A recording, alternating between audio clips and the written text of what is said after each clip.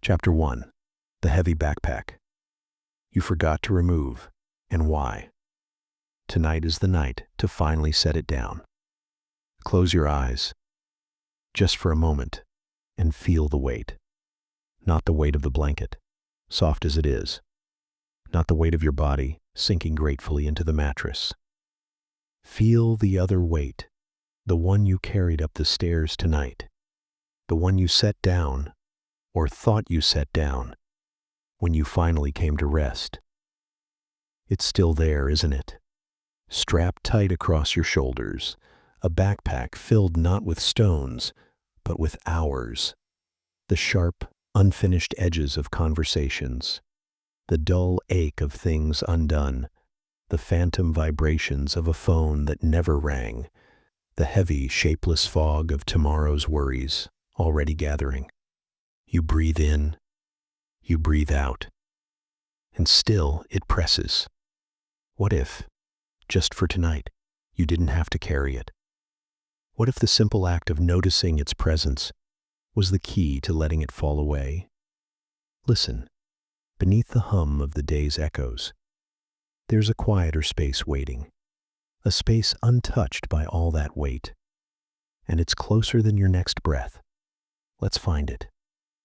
Imagine, just for a moment, that mind of yours.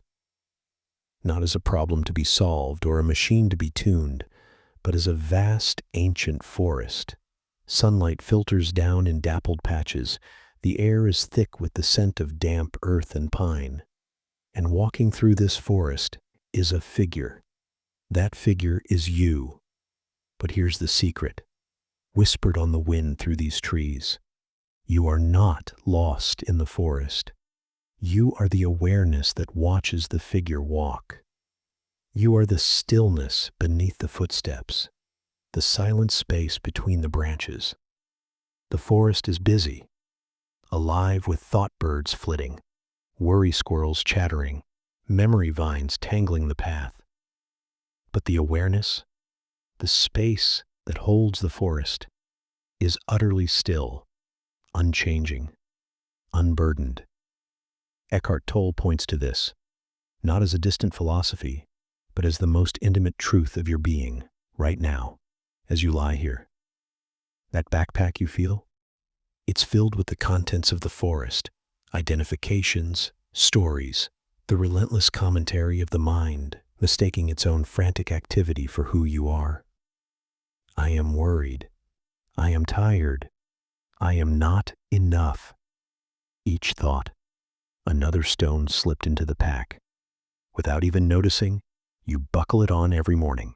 You carry it through traffic, through emails, through the fragile moments of human connection. You bring it home. You bring it here, to your sanctuary. Tonight, feel the straps. Feel the unnatural pressure on your chest. Don't fight it. Don't judge it. Just notice. Notice the weight. Notice the sensation of weight. The ache in your shoulders isn't the world. It's the resistance to the world carried in that pack. See the figure in the forest, bent under its load, convinced the pack is itself. Now, gently shift your attention. Feel the place in you that notices the ache. Feel the awareness behind the thought. This is heavy. That awareness isn't carrying anything. It's vast, spacious, like the sky above the forest canopy. It holds the figure, the pack, the ache, without being touched by any of it. It simply is. Here, now. Feel your breath, not controlling it, just feeling the cool air enter, the slight pause, the warm release. Each breath is an anchor dropped into this ocean of awareness. The thoughts will come, like leaves blown across a still pond. I should have said, what about tomorrow? This isn't working. See them, acknowledge them, but don't pick them up. Don't put them in the pack. Let them drift across the surface of your noticing. They are just weather in the forest of mind. The sky awareness remains untouched, clear, present. Feel the points where your body touches the bed, the gentle pressure of the pillow supporting your head, the soft give of the mattress beneath your spine, the warmth of the covers. These are anchors too, touch points of pure sensation, happening now. This is presence. This is where the backpack loses its power, not by emptying it through frantic effort, but by realizing you were never the one required to carry it in the first place. The forest is rich. It has its purpose. But you, the silent watcher, are home. Feel the subtle release, like a muscle you didn't know you were clenching. Letting go. The weight hasn't vanished. The thoughts haven't stopped. But the identification, the glue that binds you to the pack, loosens. You are breathing. You are aware. You are here, not lost in yesterday's storm or tomorrow's fog. Here. Now.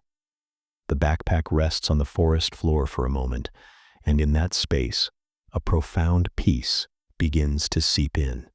The peace of simply being, not doing, not thinking, just existing, aware, present.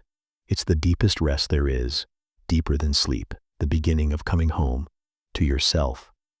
Let the forest murmur, let the figure rest. You are the spacious sky, holding it all, safe, still, complete. And as that sense of spaciousness deepens, a quiet question might arise in the stillness. What happens to the river when it forgets it is water and tries only to be the rock? Chapter 2. When the river fights the rock, the ancient whisper that dissolves your struggle. Feel that? It's so subtle, almost hidden beneath the rhythm of your breath. A tension, a clenching, not in your fists perhaps, but somewhere deeper, in the fabric of your being. It's the quiet hum of resistance, the friction against what is. That meeting that didn't go as planned, the ache in your knee, the way the silence feels too loud, the simple fact that you're not asleep yet. There's a whisper of no beneath it all, a tiny, constant battle fought in the shadows of your awareness. What if this friction, this struggle, isn't a necessary part of life? What if it's the very thing draining your light? What if there was an ancient whisper, older than thought, that could dissolve it like morning mist? Listen closely. It's not about winning the fight. It's about realizing the fight itself is the illusion, and the key lies in the softest surrender you've ever known.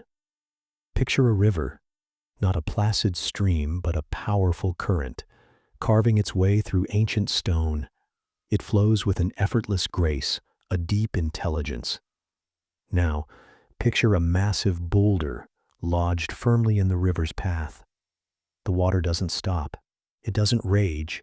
It doesn't decide to flow around. It simply does. It meets the rock completely, totally. In that moment of meeting, there is no resistance. The water accepts the rock utterly. It doesn't argue with its existence. It doesn't wish it were downstream already. It embraces the rock as part of its journey. And in that total acceptance, that profound yes to the obstacle, something magical happens. The river's energy isn't wasted in fighting. It gathers, it deepens, it finds the path of least resistance, flowing around the rock, sometimes over it, sometimes carving through it over millennia. The struggle is dissolved in the act of complete acceptance. This is the essence of what Tolle points to. That hum of resistance you felt? That's the pain body, not some monster, but simply the accumulated residue of every past moment where you said no to what is, every grievance nursed, every disappointment clung to, every instance where you argued with reality. It lives as tension in your body, as background static in your mind. It feeds on your resistance to the present moment. Because the present moment is the rock in the river. The meeting that went poorly is the rock. The ache is the rock. The wakefulness is the rock. Fighting it, wishing it were different, replaying it, resenting it.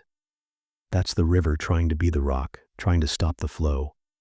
And it creates nothing but friction, suffering, exhaustion. Feel it now. Where is that no living in you? A tightness in the chest? A furrow in the brow held even in the dark? The low-level buzz of discontent? Don't try to push it away. That's more resistance. Just allow. Allow the sensation of tension.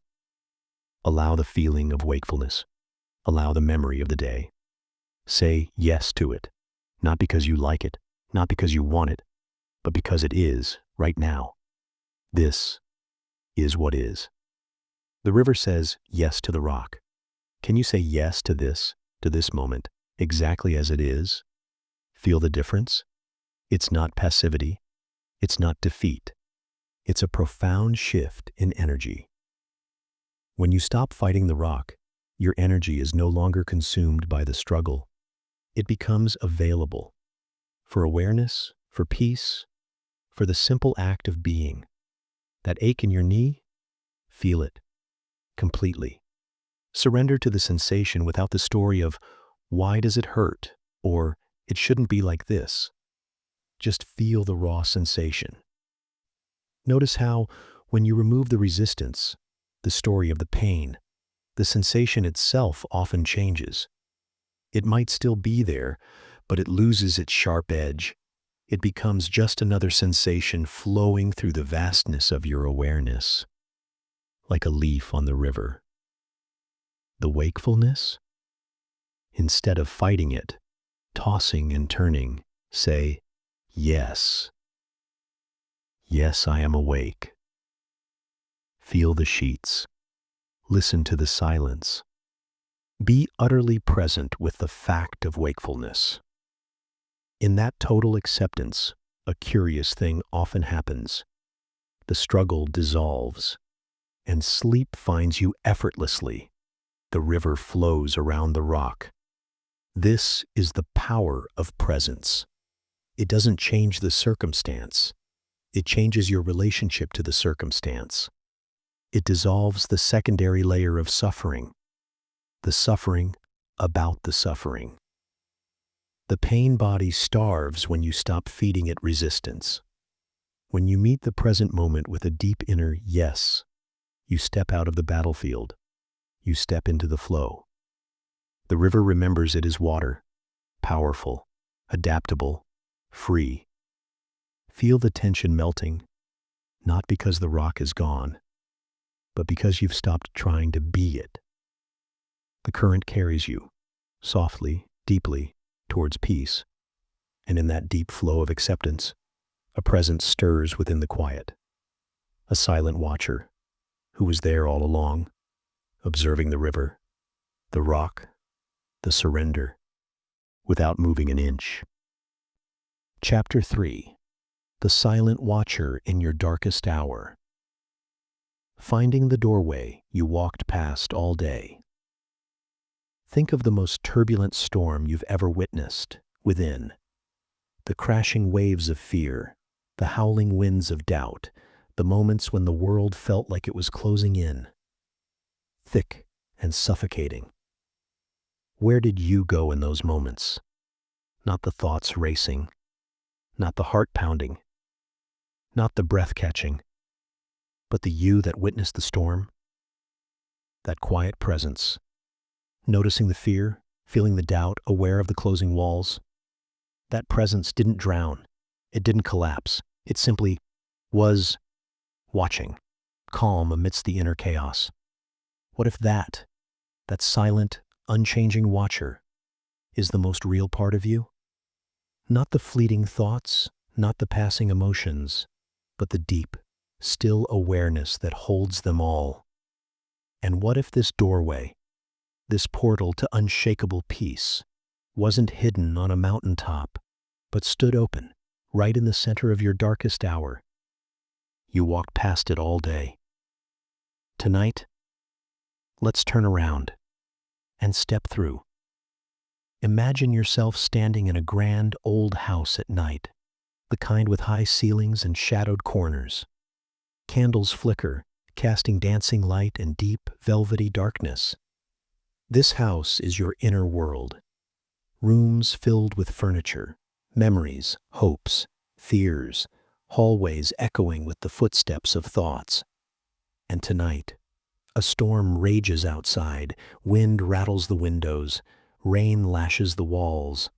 That's the mind in turmoil, the worries about money, the relationship friction, the nameless anxiety about the future. It feels overwhelming, consuming. You move from room to room, trying to secure windows, shut out the noise, rearrange the furniture to feel safer. You are the figure in the house, identified with the storm. But now, pause. Stand very still in the center of the grand hall. Feel the polished wood floor cool beneath your bare feet. Listen, not just to the storm, but to the space around the storm. Feel the air, still and cool within these thick walls. Notice the candle flames, steady points of light in the vast darkness. This spacious stillness is the silent watcher. Eckhart Tolle calls it the unconditioned consciousness, the formless awareness that is your essence. It's not thinking about the storm. It's not afraid of the storm. It is the space in which the storm appears. Just as the grand hall holds the rattling windows and the howling wind without being disturbed, this awareness holds your turbulent thoughts and roiling emotions. You are not lost in the house. You are the awareness that permeates the house. In your darkest moments, when the mind screams its catastrophes, this is the doorway. It's not about fixing the storm. It's about shifting your identity from the figure frantically boarding windows to the vast, silent awareness that observes it all. Feel it now, as you lie here. Thoughts may come. Anxieties about tomorrow, echoes of today. Emotions may rise, a ripple of sadness, a flicker of unease. Don't follow them down the hallways. Don't get lost in the rooms. Simply notice. Ah, there is a thought about tomorrow. Ah, there is a feeling of unease. Feel the awareness that notices. It's like the clear, still sky behind the storm clouds, untouched, unharmed, profoundly peaceful. This awareness doesn't judge the thought as bad or the feeling as wrong. It simply allows. It witnesses. It holds space. It is pure, compassionate presence. This is the doorway, not out of the storm, but into the depth of your being that the storm cannot touch. It's always here. You walked past it 1,000 times today, lost in the content of your mind, identified with the figure battling the gale. But now, feel the stillness beneath your breath. Feel the awareness that hears these words. That's it. That's the silent watcher, the true you. Not defined by your job, your relationships, your successes, or your failures. Defined only by this presence, this conscious beingness. Anchoring yourself here isn't denial. It's the deepest form of acceptance. It allows the storm to rage without becoming it. It allows the feelings to flow without drowning in them. It allows the thoughts to pass like clouds across the vast sky of your awareness. From this place of stillness, action can arise, clear, calm, and free from the reactive panic of the pain body. Or perhaps no action is needed at all. Just rest, deep, abiding rest, in the knowing that you are not the storm. You are the spacious, silent awareness that contains it, the candle flame in the grand hall, steady, quiet, illuminating the truth of your being. Let the storm do what storms do. You are the unwavering light, the vast, quiet space, the silent watcher, home at last. Rest here, deeply. Nothing more is needed. Just this presence, just this peace, just being. Chapter 4. The stone that outlives the river, finding yourself beneath the torrent of thought. Close your eyes now, just for a moment. Listen, not to my voice, but to the quiet underneath it. Can you feel it? That hum, that low thrum of everything, like the deep note of a cello played somewhere far off in the universe. Most of us, we spend our lives splashing frantically on the surface, chasing reflections, shouting over the roar of our own minds. But what if I told you there's a place beneath that current? A place as still and ancient as a stone resting on the riverbed, untouched by the chaos above. A place where you truly are.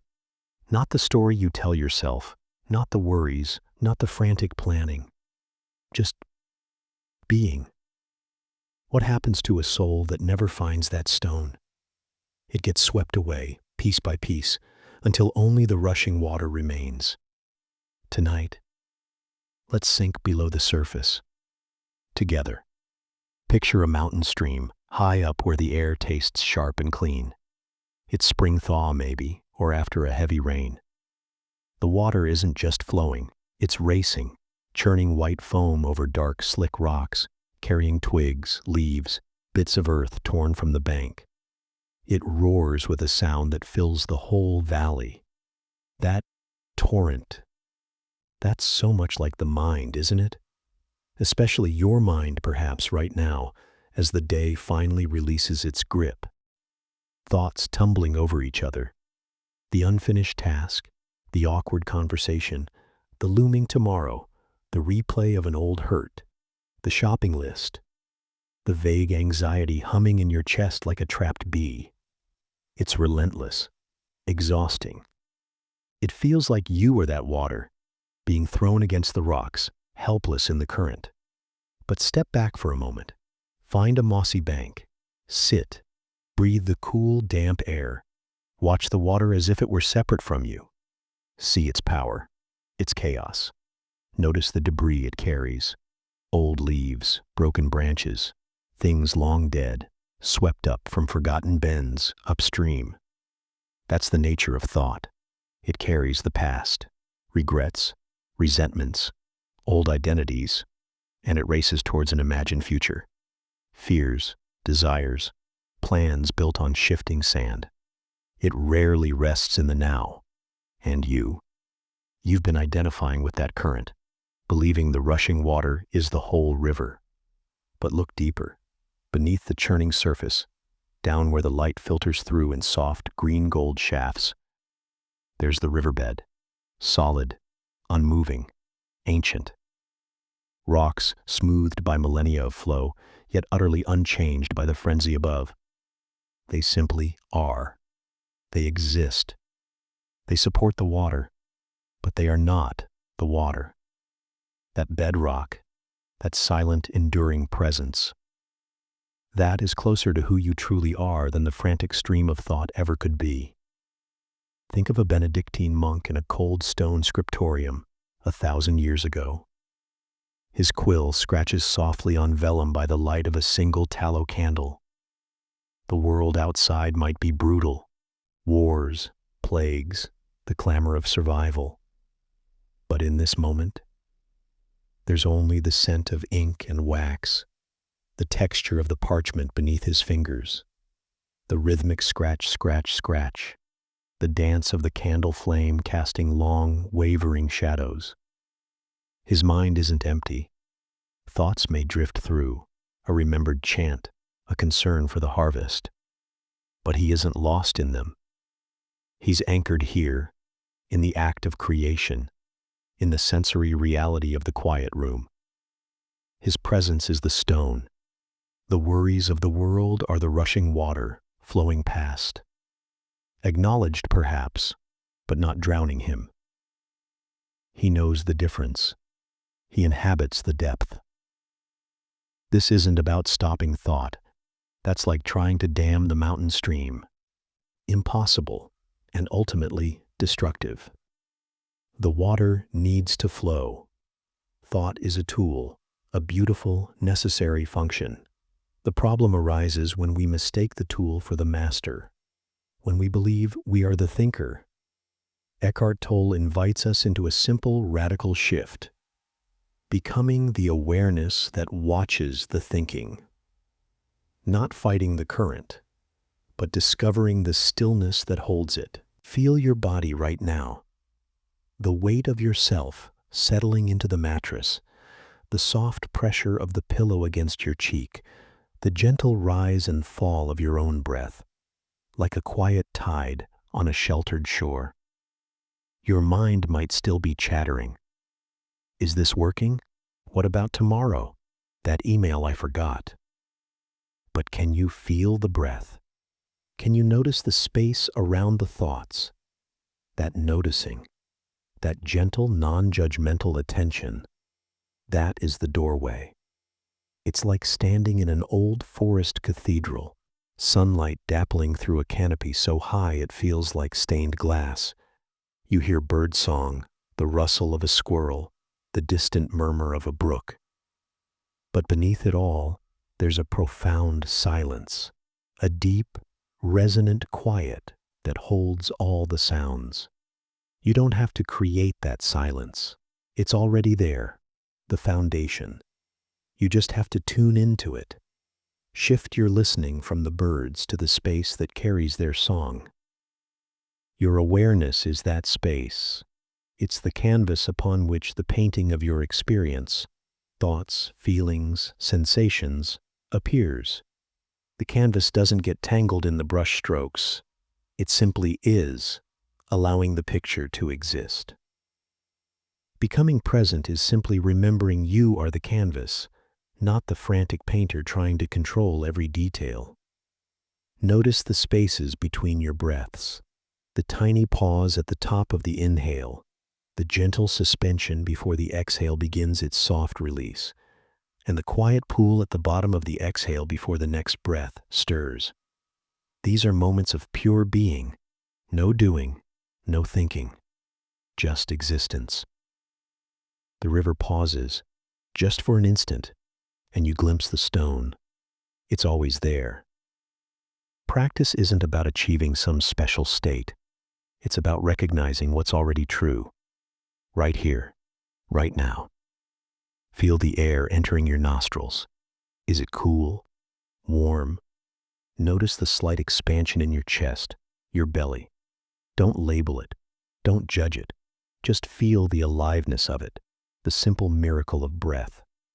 This anchors you. This pulls you out of the torrent of time, past and future, and into the eternal now. The only place life actually happens. The only place you can truly be. The mind will protest. It loves its dramas, its problems, its sense of control. It might whisper, "This is too simple. It can't possibly help." What about my real problems? See that whisper for what it is. Just another ripple on the surface, another leaf carried by the current. Don't argue with it. Don't follow its story. Just gently bring your attention back to the next breath, to the feeling of the sheets, to the sound of the night settling outside your window. That gentle returning is the practice.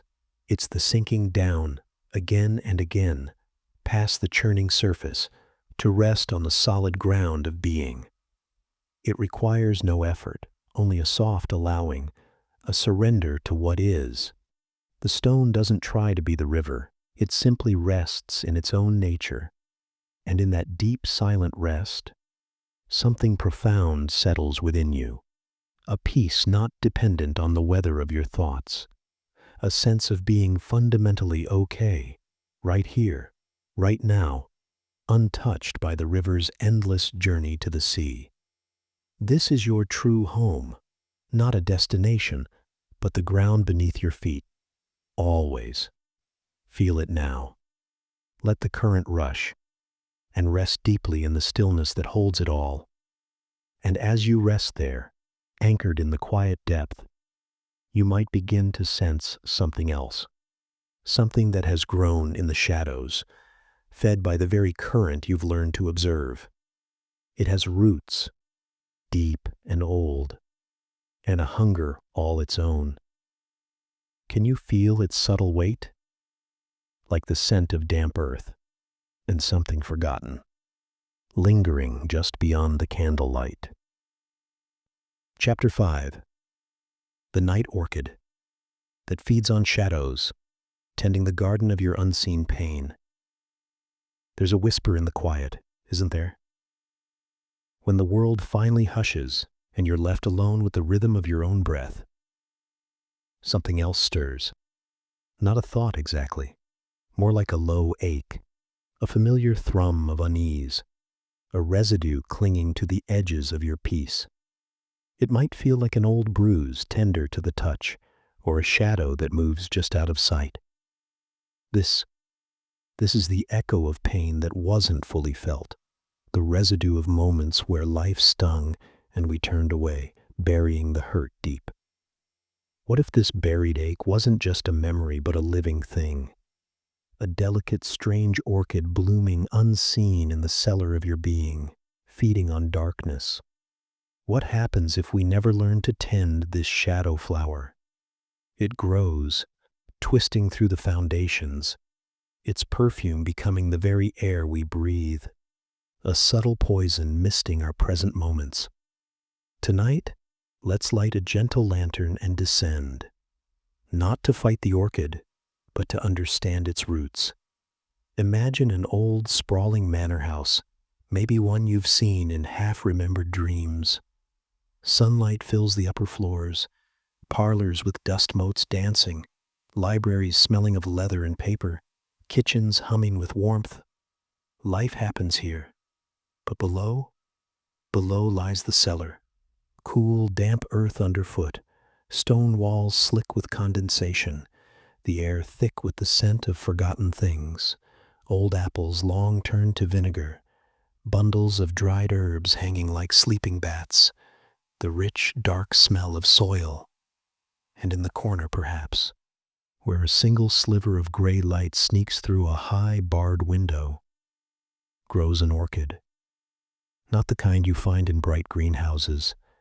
This one is deep purple, almost black, with velvety petals that seem to absorb the dimness.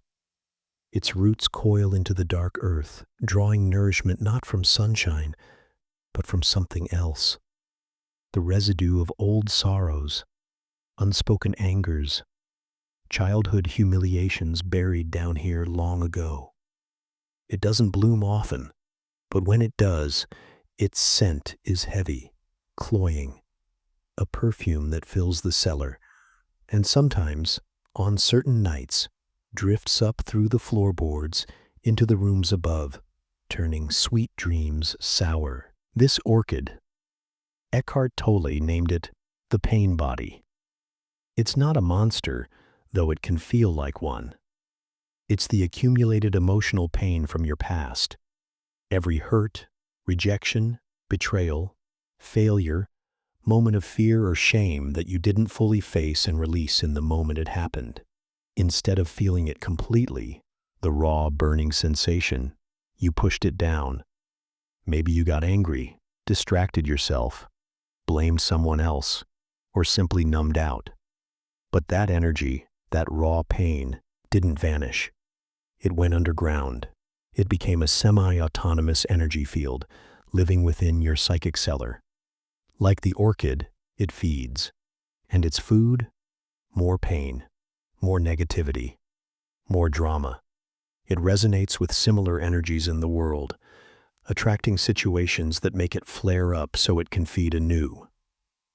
When you feel inexplicably irritable, deeply resentful, overwhelmed by self-pity, or plunged into a dark mood that seems to come from nowhere, that's often the orchid unfurling its petals, releasing its intoxicating, suffocating scent.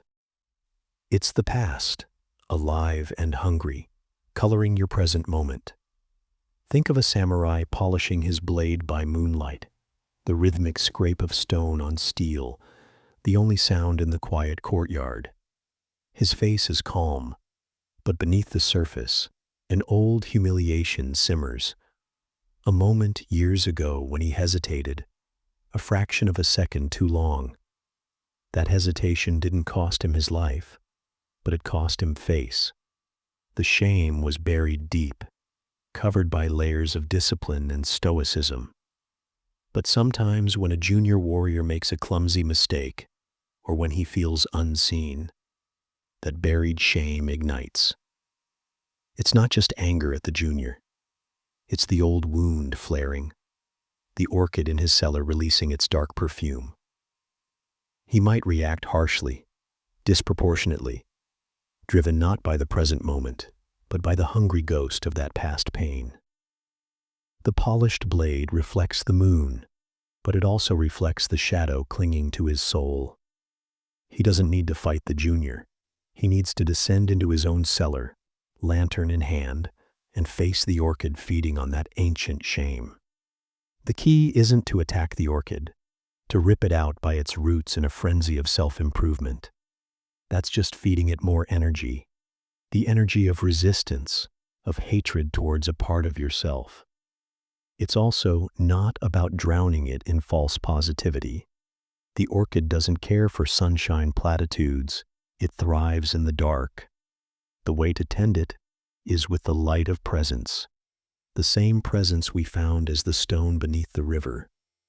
When you feel that familiar ache, that surge of irrational emotion, that cloud of heaviness descending, that is your signal. The orchid is blooming. Don't run. Don't fight. Don't get lost in the story the mind instantly spins around the feeling. This is because of him. This proves I'm worthless.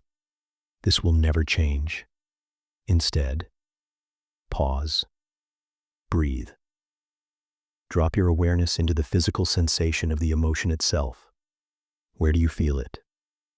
A tightness in the chest? A churning in the belly? A pressure behind the eyes? A buzzing in the limbs? Bring the soft light of your attention directly to that sensation. Feel it without judgment, without needing to change it. Just observe it, as you might observe the churning water of the stream. Ah, here it is. Tightness, heat, heaviness. Name it simply, if it helps. But mostly, just feel it. Be the silent witness to this energy field within your own body. This is like bringing the lantern close to the orchid in the cellar. You're not trying to kill it. You're illuminating it, seeing it clearly for what it is: stored energy, old pain. And something miraculous happens when you do this. The energy, held in the light of your conscious presence, begins to transform. It can't sustain itself under that gentle, non-reactive observation. It loses its power over you. It might intensify for a moment, a last gasp, but then it begins to soften, to dissolve, like mist burned off by the morning sun. You are not feeding it with your resistance or your story. You are simply holding space for it to be. And in that space, it unravels. It's like sitting by a crackling fire on a cold night. The fire represents the intense sensation of the pain body flaring up. If you throw more wood on it, more thoughts, more reactivity, more drama, it blazes higher. If you try to smother it with a wet blanket, denial, suppression, it just smolders and fills the room with smoke. But if you simply sit near it, feeling its warmth, the physical sensation, watching the flames dance, observing without getting burned by the story, giving it space to burn, it gradually consumes the fuel available. The intensity lessens. The flames die down to glowing embers. Warmth remains, but the dangerous consuming fire is gone. You've allowed the energy to complete its cycle, held safely in the container of your presence. You've tended the orchid not by destroying it, but by understanding its nature and refusing to feed it anymore. Its roots weaken. Its blooms become less frequent, less potent. This tending is an act of profound courage and compassion. It's acknowledging the hurt child within, the wounded teenager, the struggling adult of yesterday. Not to wallow, but to finally offer them the presence they lacked in the original moment of pain. I see you. I feel you. It's okay. You are here with me now. You are safe. This is the lantern light in the cellar. It doesn't erase the past, but it dissolves its painful grip on the present. Gradually, the cellar becomes less a place of dread and more a place of quiet understanding. The orchid might still grow, but it loses its power to intoxicate your life. Its dark beauty is recognized, but it no longer defines the air you breathe. You reclaim the upper floors of your being, filled with the clean, clear light of now. Feel that possibility now, the heaviness, if it was there, perhaps softening, the cellar air clearing just a little, the simple warmth of your own awareness, holding space for all that you are. And in that spaciousness, that clearing of the inner air, a new possibility arises, not an effort, but a letting go, a sense that the hands you've been clenching so tightly, perhaps they ache from holding on. What if they simply forgot their grip? What peace might bloom in that open palm? Chapter 6. When your hands forget how to hold. The silent power of letting life flow. Have you ever watched a leaf fall? Not just seen it, but truly watched it? That final moment when the stem releases its last invisible thread, and the leaf simply lets go. No struggle. No frantic flapping against the inevitable. Just a graceful surrender to gravity. A silent spiral through the autumn air to the waiting earth. There's a profound peace in that motion, isn't there? A quiet elegance. Now feel your own hands, resting perhaps. Notice the subtle tension in them, always ready to grasp, to hold on, to control, to push away. What are they clinging to? Plans that tighten like ropes, resentments held like stones, fears clutched close like shields? What if true power, the deepest peace, lies not in the strength of your grip, but in the courage to open your palm? What becomes of a life perpetually braced against the current? It grows rigid, brittle. It misses the gentle, guiding flow of the river itself. Tonight, let's explore the silent art of letting life flow through you, like water through an open hand. Picture a narrow mountain canyon. High walls of striated rock rise on either side, carved by millennia of relentless water. At its heart, a river flows. Not the churning torrent of the surface mind, but a deep, powerful current, purposeful and strong. Now imagine standing waist deep in that river, facing upstream. The water pushes against you with insistent force. You plant your feet firmly on the slippery rocks, muscles straining. You push back. You fight the current with all your strength, trying to hold your position, maybe even trying to move forward against the flow. It's exhausting. Your legs burn. Your breath comes in gasps. Cold spray stings your face. Every muscle is locked in battle. This is resistance. This is how we often meet life. We set ourselves against what is. The unwanted circumstance, the difficult emotion, the person who frustrates us, the situation that scares us. We brace. We push. We say, no, this shouldn't be. And the river of life just keeps flowing, wearing us down, drop by relentless drop. Now, imagine turning around, slowly, feeling the water swirl around your legs. Now you face downstream. You stop pushing. You stop bracing. You let your feet lift slightly off the rocky bottom, not fighting, not collapsing, just allowing. You feel the current take you. It supports your weight. It carries you. You're still in the river, fully experiencing its power, its coolness, its movement. But now you move with it. There's effortlessness. There's a sense of being held. You might still need to navigate, steering gently around a boulder, angling towards an eddy. But the fundamental struggle is gone. You've surrendered to the flow. This is the essence of what Eckhart Tolle speaks of. Surrender isn't resignation. It's not giving up or becoming passive. It's not condoning what is harmful. It's a profound inner shift from resisting what is to aligning with what is. It's the leaf releasing the branch. It's turning to face downstream. Think of a master potter at her wheel, her hands covered in cool, wet clay.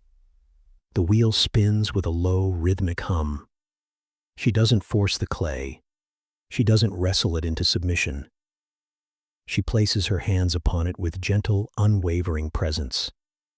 She feels the clay's resistance, its softness, its potential. She applies pressure, yes, but it's a dialogue, a dance. She yields to the clay's nature, even as she guides it. If she resists too much, fights the material, the vessel collapses or becomes misshapen. If she applies no pressure, nothing forms. But when she finds that point of perfect surrender, applying intelligent pressure while yielding to the clay and the motion of the wheel, beauty emerges. The bowl rises, curves, finds its perfect form.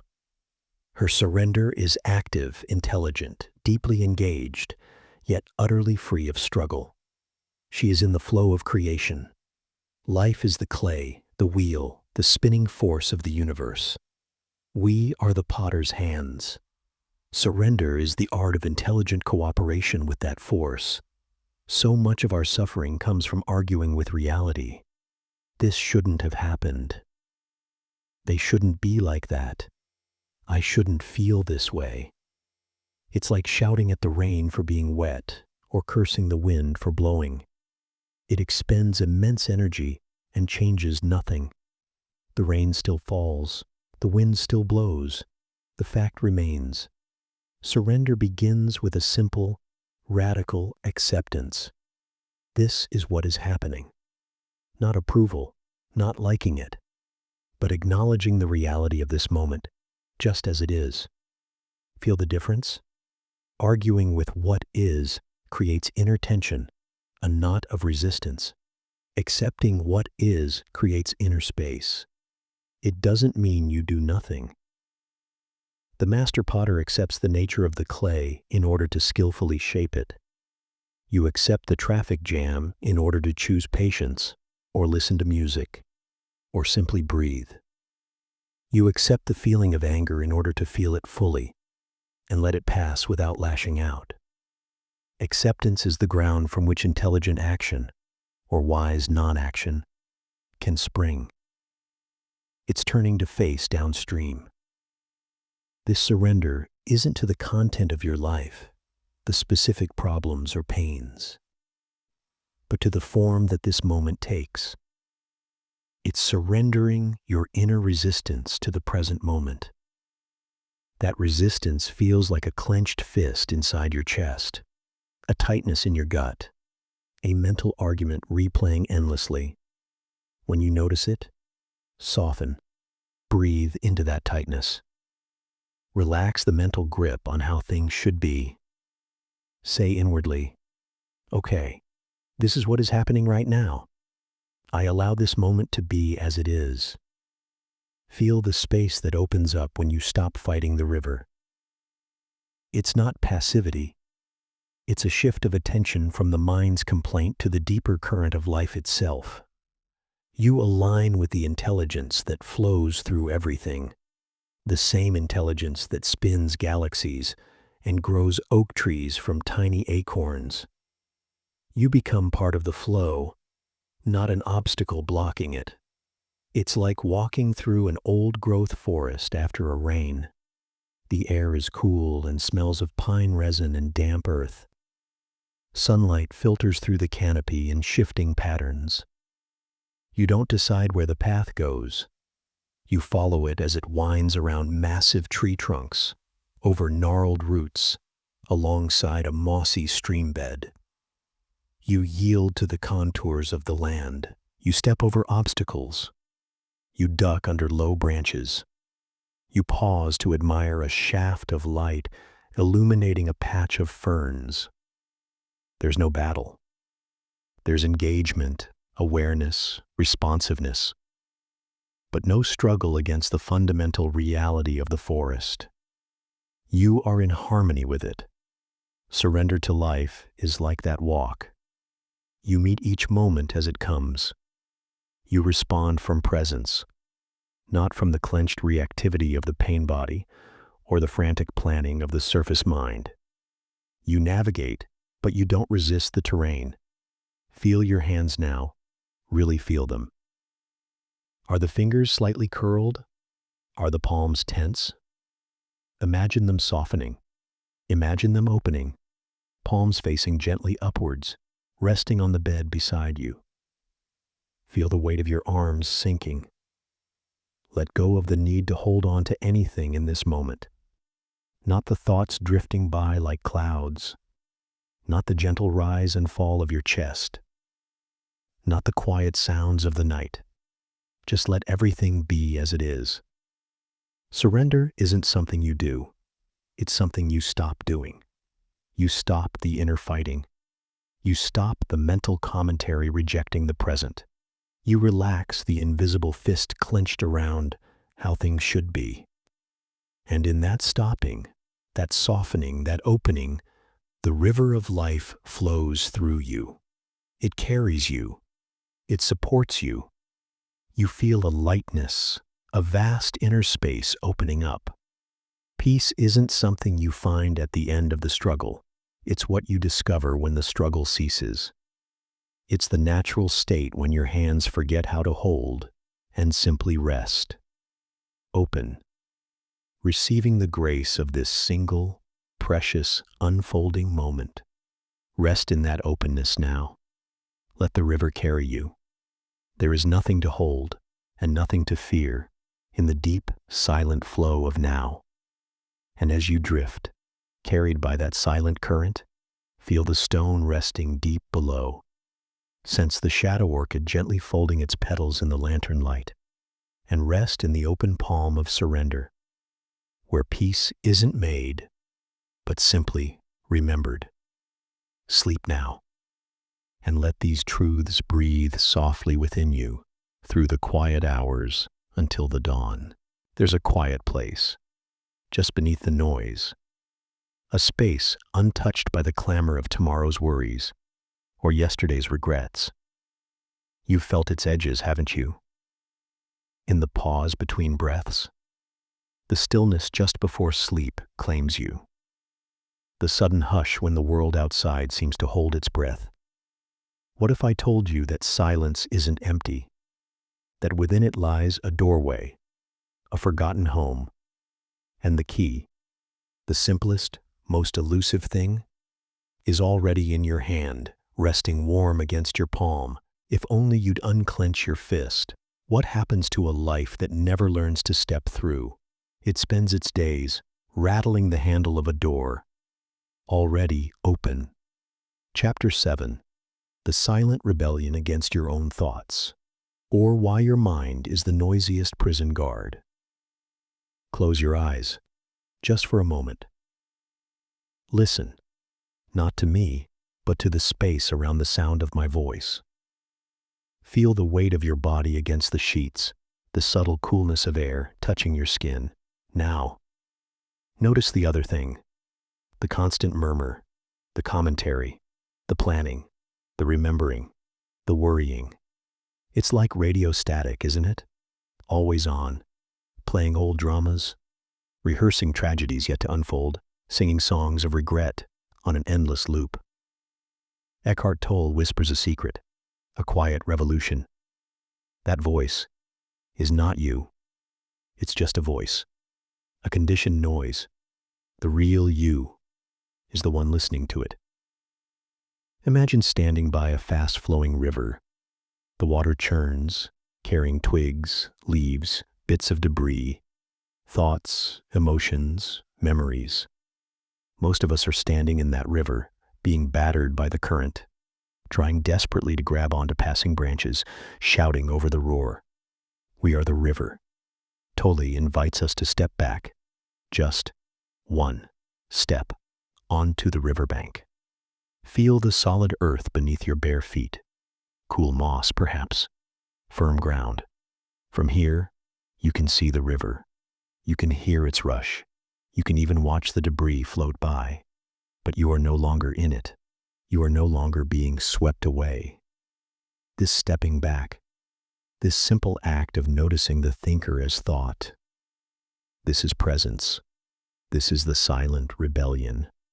Think of the last time you truly tasted your food, not while scrolling, not while planning your reply, not while replaying an argument. Just tasted. The burst of sweetness from a berry, the earthy depth of bread, the warmth of tea traveling down. For those moments, the noisy river slowed. You were here. The taste anchored you. Tolle calls these anchors portals. A breath, consciously drawn. The feeling of your hands, the sound of rain, the sight of a single leaf trembling. They aren't escapes. They are doorways back to the ground of your being, the silent awareness beneath the thought stream. This isn't about stopping thoughts.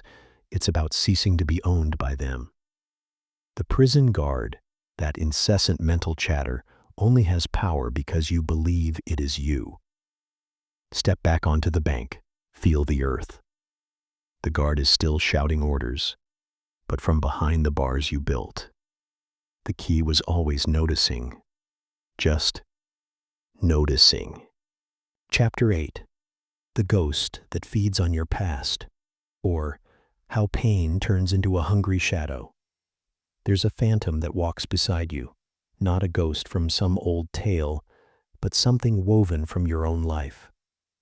It feeds on moments you'd rather forget, sharp words, stinging failures, old humiliations, deep losses. Tolle gives it a name, the pain body. It's not a monster, not exactly. Think of it more like a shadow self, an accumulation of undigested emotional pain. It lives dormant within you, a sleeping ember. And then, something happens. A careless comment, a familiar frustration, a whiff of a memory. The ember flares, the shadow stirs. Suddenly, the anger you feel isn't just about the traffic jam, it's deeper, older, hotter. The sadness isn't just about the rainy day, it's a wellspring of ancient grief. The pain body has awakened, and it's hungry. It needs the drama, the conflict, the negative energy, to feel alive, to feed. Imagine walking through an old house at night. You know its creaks, its corners. But tonight, there's a draft from a door you thought was closed, a chill where warmth should be. That's the pain body stirring. It might whisper, "See? They don't respect you, just like before." Or it might shout, "This always happens. You're doomed to fail." Its voice sounds eerily like your own. That's its trick. It wants you to believe its pain is your present reality, that its ancient hunger is your righteous fury, or your profound sorrow right now. It wraps you in the shroud of the past and calls it the present. Tolle's gentle guidance? Become the watcher in the house. Feel the draft? Notice it. Ah, there's that old chill. Hear the whisper. Recognize the voice. That's not me speaking now. That's the shadow feeding. Don't argue with it. Don't fuel its fire by reacting violently. Just shine the light of your awareness on it. See it for the accumulation it is. Old pain, not present truth. Think of holding a cup of hot tea. You feel the warmth, the weight. Now imagine that cup is filled with the boiling water of an old resentment. The pain body wants you to grip it tight, to feel the burn, to maybe even throw it. But awareness, presence, is like setting the scalding cup down, gently, on the table. You still see the steam. You know the heat is there. But you are not being burned by it anymore. You are simply aware of its existence. You've withdrawn your identification. Without your unconscious participation, without your belief that this pain defines you right now, the pain body loses its power. It shrinks back, the ember cools, the shadow dissolves into the light of your present attention. The ghost starves when you stop feeding it the story of your past. It only exists in the dark corners of unawareness. Bring the candle of your attention close and watch it fade, not fought, not denied, simply seen. And in that seeing, released. That phantom dissolves when met with light. But what of the world outside? The relentless push, the demands, the things we cannot change. What happens when the river rages and the storm truly does come? There's another doorway, one that feels at first like surrender. But what if it's the deepest kind of strength? What if yielding is the secret key to moving mountains? Chapter 9. How your deepest surrender becomes your greatest strength. Or, the alchemy of allowing what is. We spend so much energy pushing against what is, against the traffic jam, the delayed flight, the illness, the loss, the person who irritates us, the weather, the way life simply unfolds. We clench our jaws, tighten our shoulders, wage silent wars in our minds against reality itself. This shouldn't be happening. It's not fair. If only. Tolle offers a radical, almost counterintuitive key. Surrender. Not resignation, not defeat, not apathy, but a deep, conscious acceptance of the present moment, exactly as it is. This is what is happening. Feel the difference? It's not saying you like it. It's not saying you won't act skillfully. It's simply ceasing the inner war against what has already arrived. It's lowering your sword against a wave that has already crashed ashore. Imagine walking through a dense forest. You come to a rushing stream, too wide to jump, too strong to swim. You could rage against it, shout at the water, exhaust yourself trying to push it aside. Or you could stop. Sit on the mossy bank. Feel the cool spray on your face. Listen to its power. Accept the stream. The stream is. Now, from this place of stillness, of non-resistance, you might notice a fallen log upstream, just within reach. You might see stepping stones you were too frantic to see before. Or you might simply realize, you don't need to cross right now. Rest here. Breathe. The stream isn't your enemy. It's just water, flowing. Surrender is sitting on that bank. It's aligning yourself with the eyes-ness of the moment. When you stop fighting what is, a profound shift happens. The energy you wasted on inner resistance becomes available. It transforms. It becomes presence. It becomes clarity. It becomes the power to act, not from frantic reaction, but from deep inner stillness. Think of a tree in a storm. Does it fight the wind? Does it scream, "Stop blowing"? No, it yields, its branches bend, its roots hold firm in the yielding. It surrenders to the force, and thus it survives. Its strength lies in its flexibility, its deep-rooted acceptance of the storm's presence. Tolle calls this aligning with the intelligence of life itself. When you surrender to this moment, the traffic jam, the pain, the difficult conversation, you aren't giving up. You're giving in to reality. And in that giving in, you find an incredible power, the power of presence. From presence, action flows effortlessly, intelligently. You might still address the situation, speak your truth, seek change. But it comes from a place of inner peace, not inner war. The mountain isn't moved by pushing against it. It's moved by the patient river, surrendering to gravity, flowing around it, wearing it down over time with its gentle, persistent allowing. Your deepest strength isn't in the clenched fist, but in the open hand, receiving the moment exactly as it is, and in that receiving, finding the quiet power to shape what comes next. Not from fear, but from peace. The silent watcher on the riverbank, seeing the thoughts drift by, the gentle light held to the hungry shadow, watching it fade. The tree yielding in the storm, finding strength in the bend. These aren't ideas to grasp, but spaces to inhabit, doorways in the quiet moments between breaths. Feel the weight of your body dissolving into the support beneath it. The boundaries softening, the river of thoughts slowing, becoming a gentle stream, then a murmur, then the deep, silent ground from which it springs. The watcher, the light, the yielding presence. That is who you are, beneath the story. Rest there, in the stillness. The world outside will wait. For now, there is only this breath, this silence, this deep, unshakable peace. Let it carry you deeper into the quiet heart of the night, where all is well and always has been. Simply here. Sleep now, held in the arms of what is, perfectly, completely, now. Chapter 10. The whisper beneath your thinking.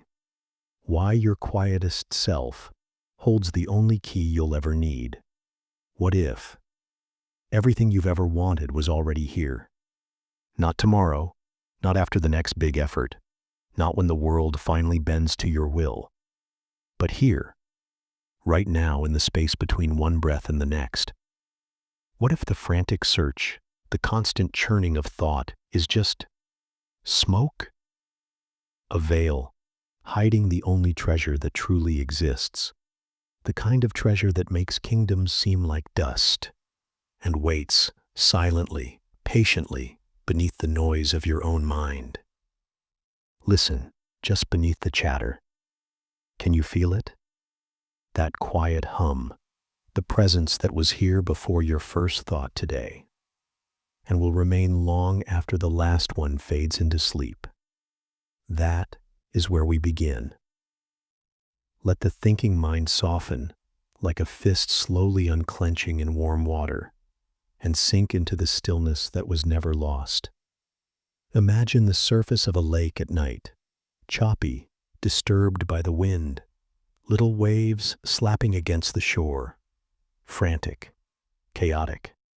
That's your mind, isn't it? Thoughts like wind gusts, stirring up worries about tomorrow, regrets about yesterday, the endless commentary on what is. It feels so real, so substantial. That's the story you live inside, the narrative. I need this. I fear that. Why did they? What if I? On and on it goes, a relentless current pulling you this way and that. You believe you are this current. You believe the waves define the lake. But look deeper, beneath the churning surface, far below where the wind can reach. What's there? Stillness. Profound, silent, unmoving stillness. Water so clear, so vast, so utterly peaceful. It doesn't fight the waves, it holds them. It doesn't comment on the storm. It is the depth the storm plays upon. This deep, silent water. That's you.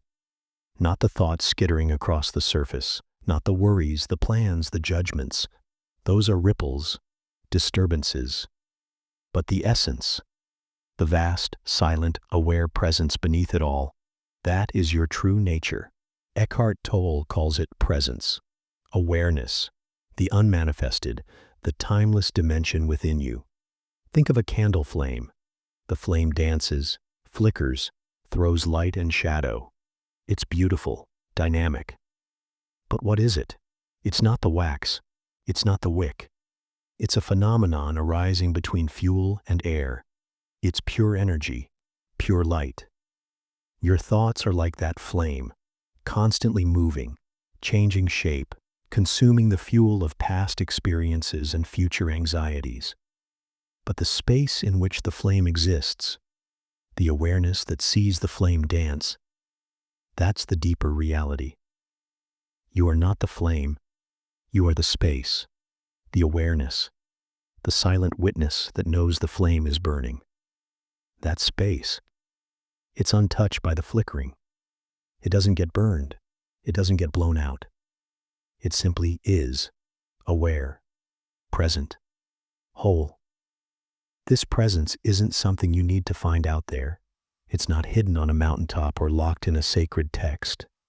It's the silent hum in your chest right now, the feeling of your breath entering and leaving your body, the weight of your body resting where it rests, the sound of the night outside your window. Just happening. It's the background against which every thought, every feeling, every sensation is painted. And the miracle is, you can notice it. You can become aware of awareness itself. It's like the eye trying to see itself. It can't see itself as an object, but it knows it's seeing. That knowing, that simple, direct sense of I am, before any story about who you are, that's the doorway. How do you step through? Not by effort, not by fighting the thoughts. That's just more wind on the lake. You step through by allowing, by gently turning your attention away from the content of the mind and towards the space in which the mind is happening. Feel your hands. Really feel them. The temperature, the texture, the aliveness. Notice your breath, not controlling it, just watching the gentle rise and fall of your chest or belly. Listen to the silence between sounds, not straining, just resting your attention there, like resting your head on a cool pillow. In those moments, however brief, the frantic narrative loses its grip. The waves settle, and you touch the depth. You are the depth. The key was never lost. It's the quietest part of you, the part that doesn't need to speak, the part that simply knows it exists. That knowing, that's home. That's where peace begins. Not a peace that depends on the world being calm, but a peace that is the calm within which the world arises. Let yourself sink into it now, like a stone falling gently through that deep, still water, effortlessly, weightlessly. Home. And as you rest in that deep, still water, a subtle shift occurs. Something stirs, not in the stillness itself, but in the layers above it. A shadow passes, a familiar ache, a tightness, a residue of old storms clinging to the shores of your being. What happens when the quiet depth meets the echoes of pain that live, not in the mind's story, but deeper, in the very cells, waiting to be seen? That shadow, that silent hunger, is our next candle flicker in the dark. Chapter 11. The shadow that feeds on yesterdays, unbinding the silent hunger, living in your bones. Have you ever felt a sadness rise, sharp and sudden, like a blade pulled from an old wound you thought had healed? Or a surge of anger, hot, disproportionate, flooding your veins over something small? Where does that come from? It feels ancient, deeper than the present moment. It is. Imagine a creature living inside you, not a monster, but a wounded child, formed from every hurt, every injustice, every sharp word you never let go. It feeds on your attention to the past. It thrives on the stories you replay. Tolle named it the pain body, and it sleeps within your bones, waiting for the scent of yesterday's rain. What happens when you stop feeding it? When you simply let it be seen? Think of it as a pool of stagnant water hidden deep within a forest, dark, heavy, filled with old leaves, decaying matter, the sediment of storms long past. It doesn't flow, it just sits, accumulating, thickening. This pool is the accumulation of emotional pain you've experienced throughout your life. Not just remembered, but stored. The childhood humiliations, the teenage heartbreaks, the adult betrayals, the countless little cuts of daily disappointment. The energy of these hurts didn't just vanish, it got trapped. It coalesced into a semi-autonomous energy field within you, the pain body. It's not you, but it lives in you, a shadow self woven from undigested pain. It sleeps most of the time, but it wakes easily, like an old hound catching a familiar scent. What wakes it? Thoughts. Any thought that resonates with its stored pain? A criticism echoes an old wound. The pain body stirs. A perceived slight touches a buried humiliation. It surges. A worry about the future triggers an old fear. It awakens, hungry. And when it wakes, it wants to feed. How? On more pain, on more negative thought, on the drama and conflict it knows so well. It loves your stories of victimhood, your righteous anger, your deep wells of resentment. It whispers in your ear, "See? This proves it. The world is against you. You are unworthy. Feel this. Dwell on this. Make it bigger." And like a magnet, it attracts situations, people, thoughts that match its heavy, dark frequency. Ever notice how a bad mood can spiral? How one negative thought seems to pull in 10 more? That's the pain body feeding. It feels solid, doesn't it? Like a weight pressing down on your chest, a knot in your stomach, a dark cloud obscuring everything. It feels like you, like your fundamental nature is heavy, sad, angry. But here's the secret, the forbidden key. It only has the power you give it through identification. When you believe the thoughts it whispers are true, when you believe the heavy feeling is who you are, when you react from it, you feed it, you strengthen it, you become its puppet. The stagnant pool overflows, flooding your present moment with the murky water of the past. So how do you unbind it? Not by fighting it, not by analyzing its every component, though understanding helps. Not by blaming it or hating it. Fighting the shadow only creates more shadow. The key is presence. The same deep stillness we touched before. When the pain body awakens, when that familiar heaviness, that surge of anger or sorrow, rises. Don't follow the thoughts. Don't fuel the story. Don't argue with it or justify it. Instead, become the watcher, the silent, spacious awareness. Feel the energy in your body. Where is it? Is it a tightness in your throat? A burning in your chest? A dull ache in your belly? Feel it directly. Not the story about the feeling, but the raw sensation itself. Is it hot, cold, vibrating, heavy, sharp, dull? Just feel it. Allow it to be there, without judgment, without resistance, without needing it to change. Breathe into it, around it, hold it in the gentle, non-judgmental light of your awareness. This is not suppression. This is not denial. This is profound acceptance. You are acknowledging the energy without becoming lost in its story. You are saying silently, "Ah, there you are. I feel you." And something remarkable happens. When you don't resist it, when you don't feed it with thought, when you simply observe it with presence, the pain body loses its grip.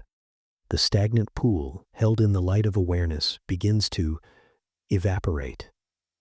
The energy can't sustain itself without your unconscious identification.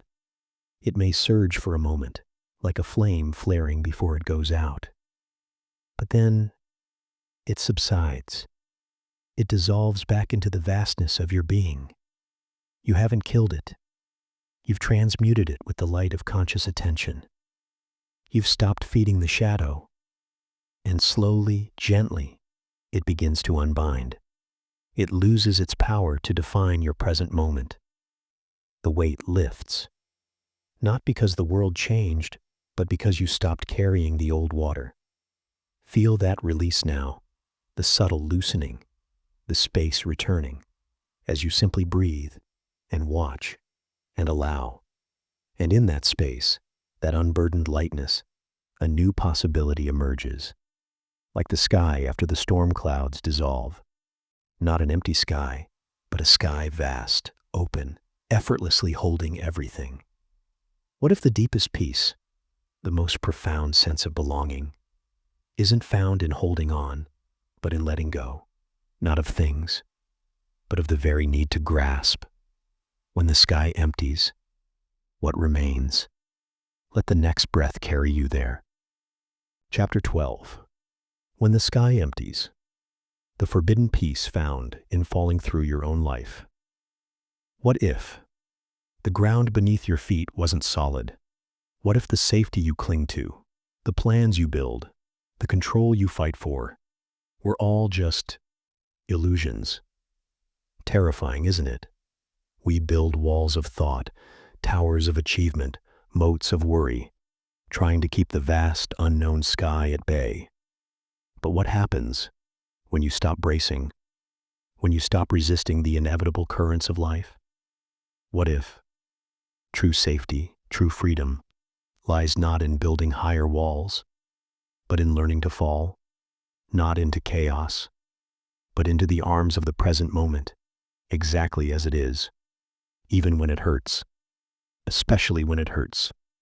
This is surrender, not defeat, but the deepest kind of fearless opening. Imagine a leaf clinging desperately to a branch in a fierce autumn storm. It twists, it strains, it holds on with every fiber, terrified of the fall. The wind howls, the branch whips, and the effort is exhausting. The leaf believes its survival depends on holding tight, but the storm is stronger. Eventually, inevitably, it lets go. And what happens? It doesn't plummet to destruction. It floats. It dances. It's carried by the very wind it feared. It moves with grace, turning and spinning, landing softly on the earth below, becoming part of the nourishing soil. The struggle was the suffering. The surrender was the liberation. This is the essence of what Tolle speaks of as surrender. Not resignation, not apathy, not giving up on life, but a profound inner shift, the complete acceptance of this moment as it is, without mental commentary, without resistance, without wishing it were different. It's the cessation of the inner war with what is. Think of your life as a river. You are in a small boat. Your mind is constantly trying to paddle upstream against the current. This shouldn't be happening. I need to change this. Why me? The paddling is exhausting. It's frantic. It creates splashing and struggle. Surrender isn't throwing away the paddles and giving up. It's realizing you are the river. It's putting down the paddles, sitting back, and allowing the current to carry you. It's aligning yourself with the flow of life, not fighting against it. This is the most radical, the most forbidden peace, because it asks you to relinquish the deepest illusion that you are in control. Control is the mind's desperate attempt to create safety in an inherently uncertain world. We try to control outcomes, control people, control our own feelings, control time. And when we can't, we suffer deeply. Surrender is seeing the futility of that struggle. It's recognizing that life is infinitely vaster, more intelligent, and more mysterious than your personal plans and fears. It's trusting that the river knows where it's going, even when it takes you around bends you didn't expect, through rapids that frighten you. How do you surrender? Not by an act of will, but by deep noticing. When you find yourself tensing against what is, traffic, bad news, physical pain, a difficult person, notice the resistance. Feel the tightening in your body. Hear the protesting thoughts in your head. No, this can't be. I hate this. Then take a conscious breath, a deep, slow breath, and ask yourself silently, can I allow this moment to be exactly as it is? Not approve of it, not like it, just allow it, because it already is. Fighting it is like shaking your fist at the rain. It changes nothing but your own inner weather. Acceptance is dropping the fist, letting the rain fall, feeling its wetness, knowing it will pass. In that allowing, a space opens up. A space not filled with resistance, but with peace. A profound, quiet peace that exists beneath the circumstances. It's the peace of the deep lake, undisturbed by the storm on the surface. It's the peace of the leaf floating, not fighting. This surrender isn't passive. From this space of inner non-resistance, action can arise. But it's different, clearer, calmer. Not driven by panic or resentment, but by intelligence, by a sense of what this moment actually requires. It might be action. It might be patience.